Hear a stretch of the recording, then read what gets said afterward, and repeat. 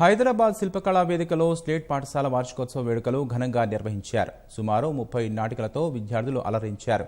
పిల్లల్లో సృజనాత్మకతను వెలికితీసేందుకు సాంస్కృతిక కార్యక్రమాలు ఉపకరిస్తాయని పాఠశాల యాజమాన్యం అన్నారు. కార్యక్రమంలో ఉపాధ్యాయులంతా వేదికపైకి చేరి నృత్యాలతో ఆకట్టుకున్నారు.